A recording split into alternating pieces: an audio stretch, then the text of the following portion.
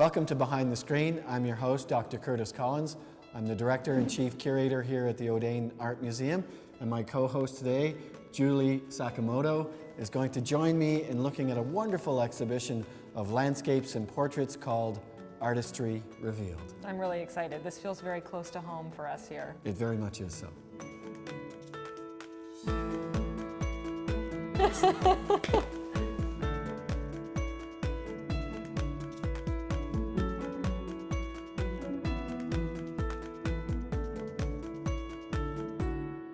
We're going to begin with a work by Peter White, and this is at the entrance to the exhibition.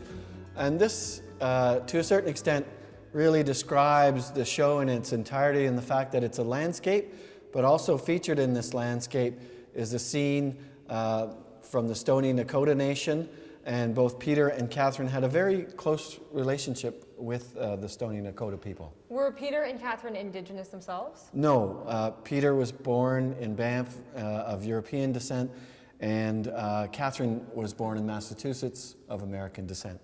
What's nice about this work, in addition to the fact that it gives us a nice view of the time in which it was made in the 1930s, while Peter painted it, Catherine actually did a nice drawing here that we have on an iPad, as well as a soundtrack. So you get a greater perspective on the scene and the fact that you can hear it. And even in the drawing, Catherine identifies many of the people that you see in the painting. So you have a soundtrack of this scene Correct. While it was being painted? Absolutely. So it's a nice combination. Can I listen to that? Sure you can.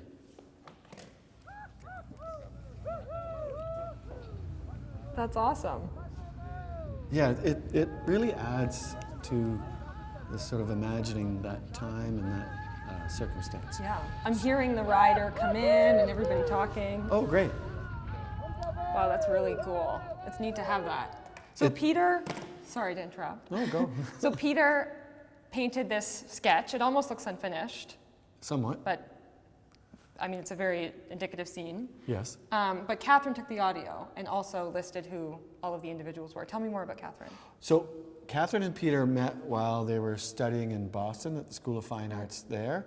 But Catherine is from Massachusetts, comes from a very well-to-do American family, and at one point she was dating a Rockefeller. Lucky.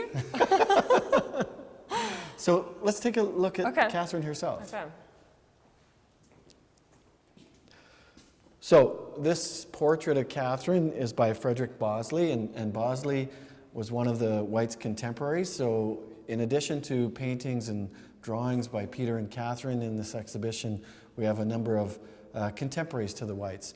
It's in a very academic tradition, quite grandiose in the way in which she's represented, but it also gives you an indication of how young she was when she moved from Boston to Banff, which I'm assuming was like going to the moon. To the moon. Yeah. I wish portraits were painted more often. I could use a portrait. It's a bit of a lost tradition in contemporary times. So again, the portraits in this exhibition really offer you a bit of a touchstone as to the people that were surrounding the Whites, and in this case, Catherine herself. Beautiful.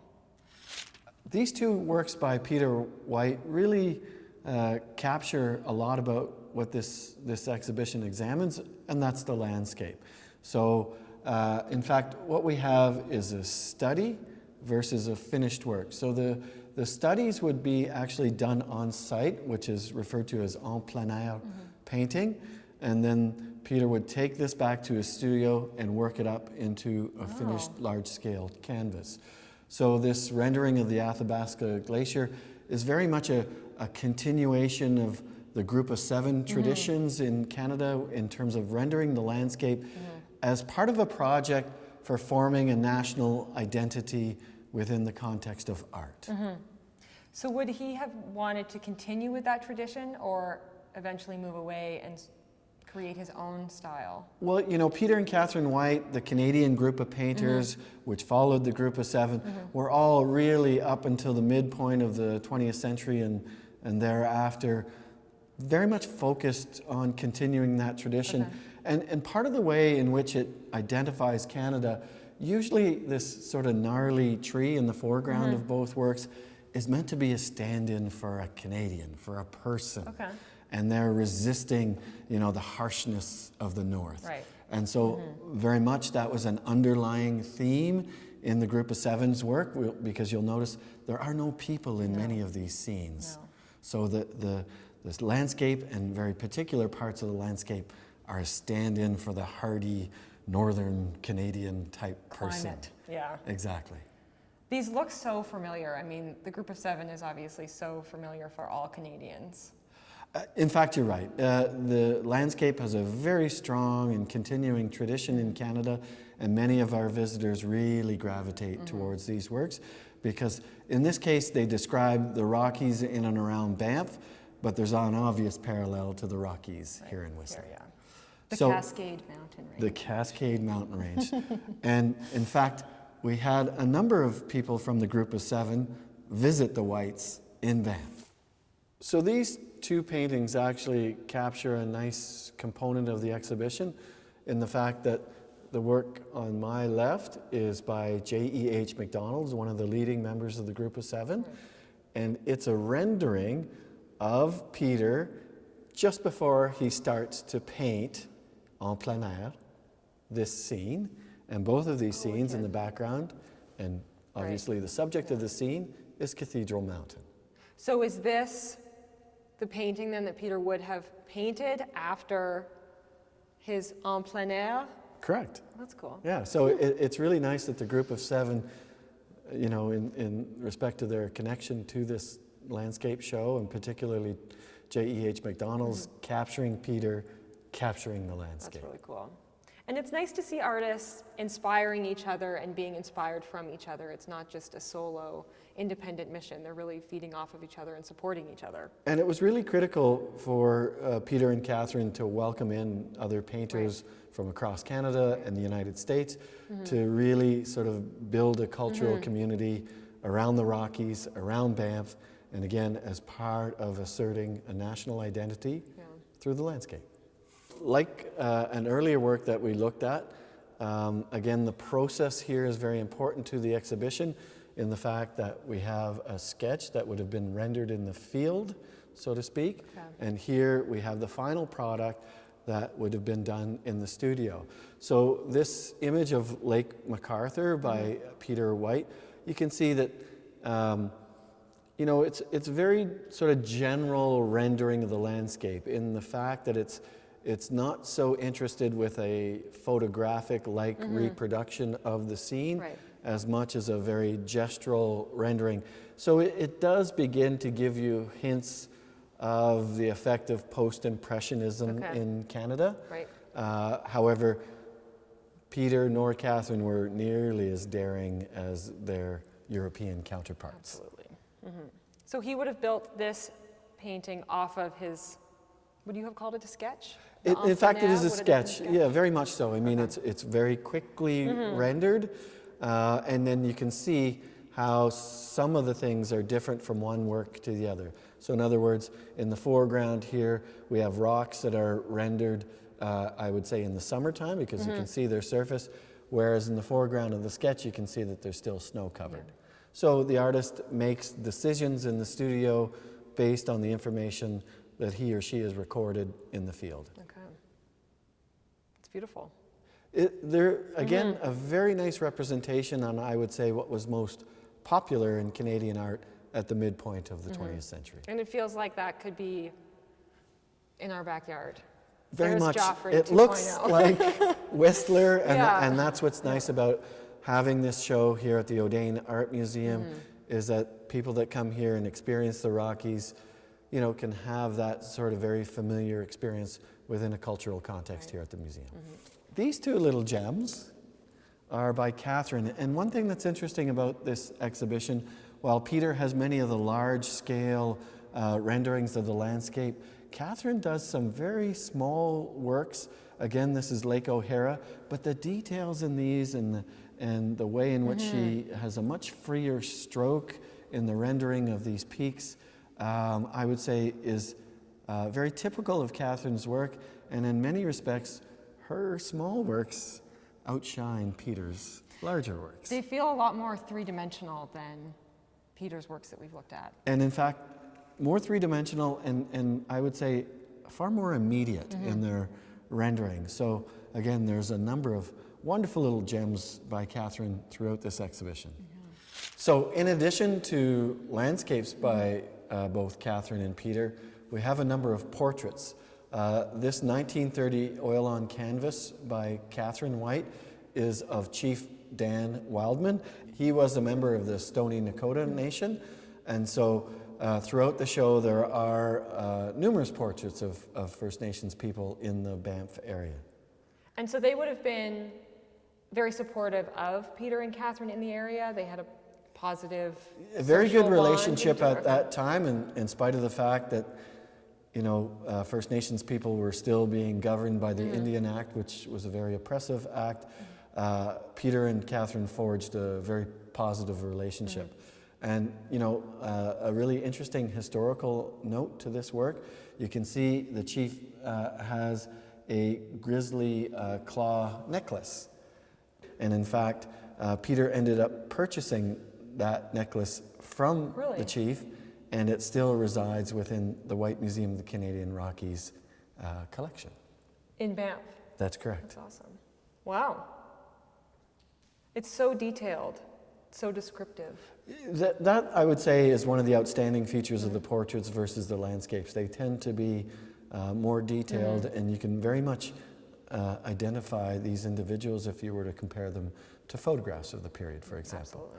There's one little nice feature here on the label. Yes, I was going to point that out. This is an app. So you can download an app on your phone via White Museum of the Canadian Rockies. With that app, you can walk through the show and get additional information for all of these portraits and landscapes. So this is a new thing that we're trying at the museum, is to have that interactive component, both through this app that you can have on your phone, as well as a number of iPads that are distributed through the show that have additional audio and video information. The background info is so important, so that's great. It makes for a thicker exhibition. So this work by Peter is among one of the many winter scenes in this exhibition, and again, that was part of the reasoning behind selecting this show for the O'Dane Art Museum. In addition to all these wonderful scenes of the Rockies, we have a nice representation of early ski culture. Yes, it makes me miss the winter, which is crazy. It's winter in the summertime here at the O'Dane.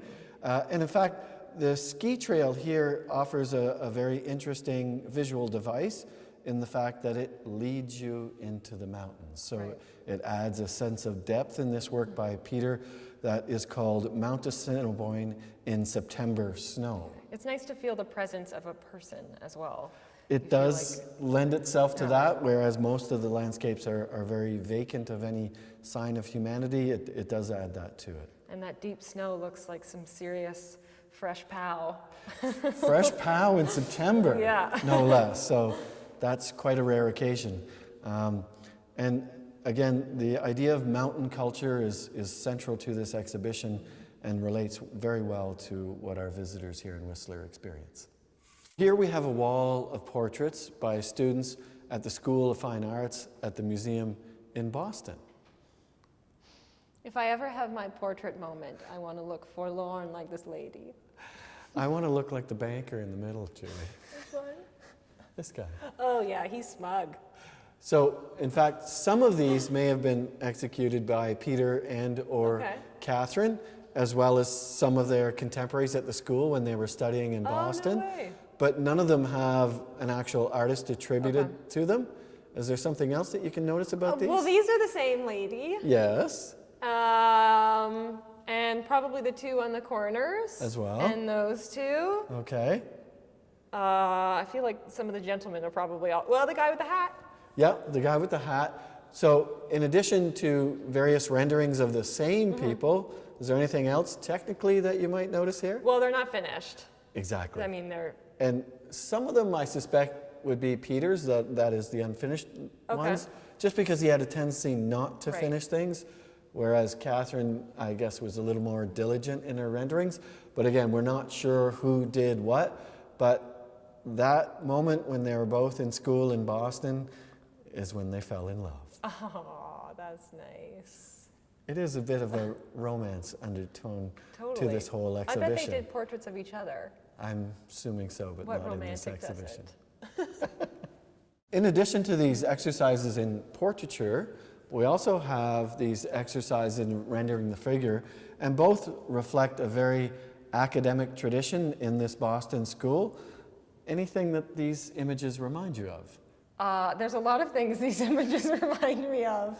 For example? But probably Greece Yeah. would be a more appropriate one. Very much so. So again, within an academic tradition, rendering the male and female nude figure Right. gives you an opportunity as an aspiring artist to learn about musculature, rendering a pose, dimensions, let's say the head off against the size of the hands, off against the size of the legs.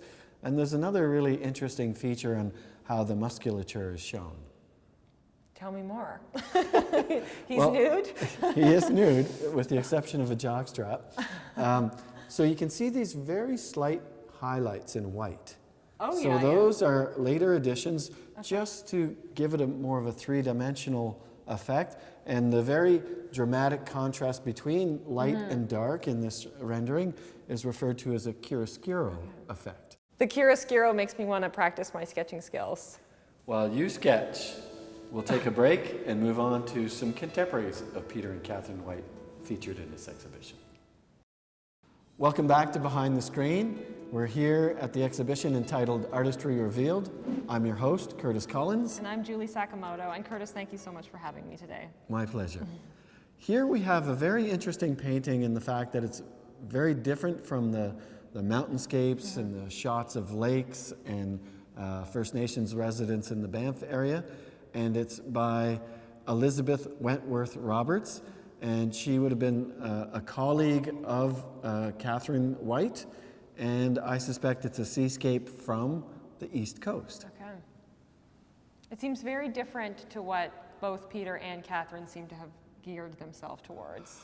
I would say it's edging in towards a little more post-impressionism in the fact that the strokes are much looser, the rendering of the human forms, the children in this case, are much more sort of notational, if you will, just quick strokes of the brush. So it offers a nice contrast to the other works in the show. But again, part of a larger artistic community that developed around Peter and Catherine and their efforts in Banff. And much more indicative of where Elizabeth would have been. Exactly. She's from Massachusetts, so she would have spent a lot of time along the Atlantic Ocean.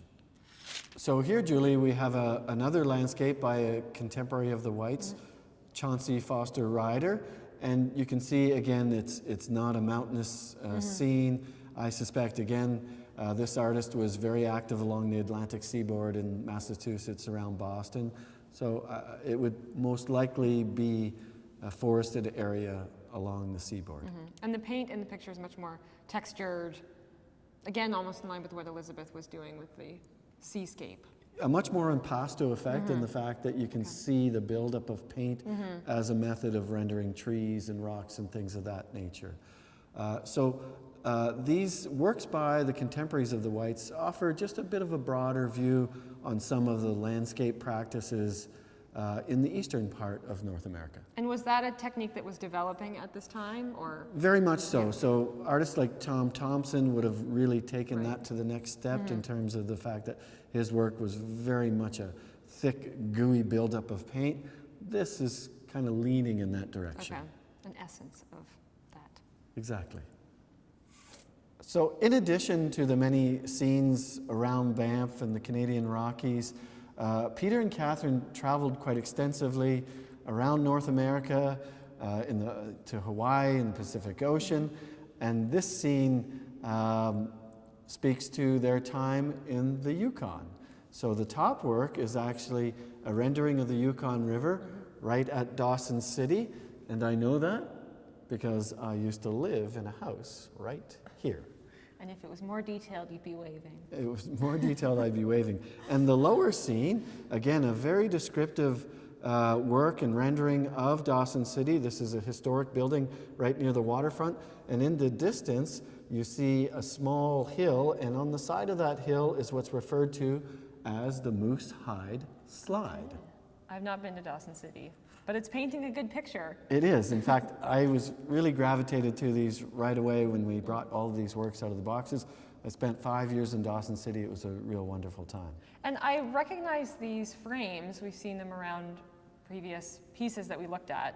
Is there a theme? Where are these frames coming from? Well, these are actually custom-made frames, and you'll notice that there's an arrowhead motif at each corner. And so these were designed by Peter White, and you're right in the fact that many of the works in this exhibition feature that same style of frame. One of the really nice features about this exhibition, in addition to the paintings and en plein air sketches, is that the iPads have additional information. And what we're looking at now is Peter and Catherine White's home. So a log cabin home. You can see many of the works that are in the exhibition were hung on their walls. And there is the seven teepees. So this, again, provides the viewer with a little bit of insight into the life of Peter and Catherine. They have an amazing home. And it looks like they had some input on the design, et cetera, as well. As well. This is And, really cool. you know, in addition to paintings, we have sculpture, we have beaded works by the local First Nation. It's just a wonderful cross-section of their life. It's amazing that you have this as part of the exhibit, too. This is a very special feature for guests to come and see. Again, it's part of a larger effort here at the museum to offer viewers a thick experience. Well, Curtis, thank you so much for having me. And This has thank been you, amazing. Julie. It's been fun. And thank you for joining us on Behind the Screen.